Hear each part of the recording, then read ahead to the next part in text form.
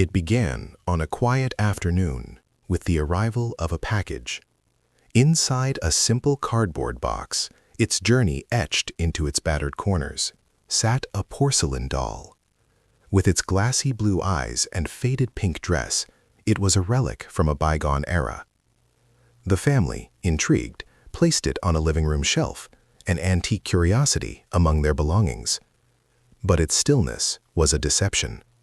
Soon, the subtle disturbances began. A teacup left in the center of a table would be found precariously on the edge. The family dog, once a placid companion, would only whine at the threshold, refusing to enter the room where the doll held its silent court. At night, the old grandfather clock would not just chime at odd hours, but its ticking would fall out of sync with time itself, as if counting down to something unknown.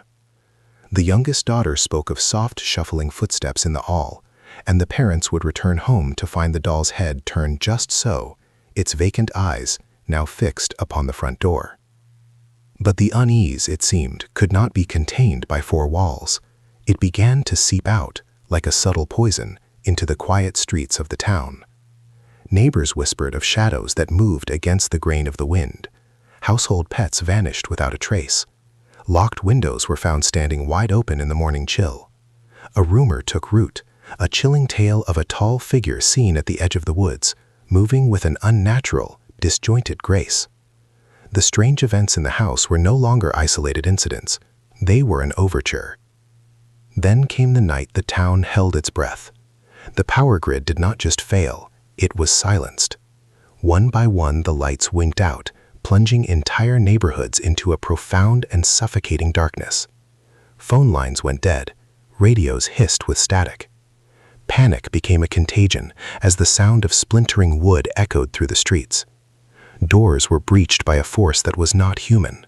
Those who survived spoke of guttural sounds from the gloom and the brief, terrifying glint of hungry eyes. By the time the first light of dawn broke through the oppressive dark, it illuminated a town forever altered, its people now bound by a shared, unspeakable secret, a secret that began with the delivery of a single porcelain doll.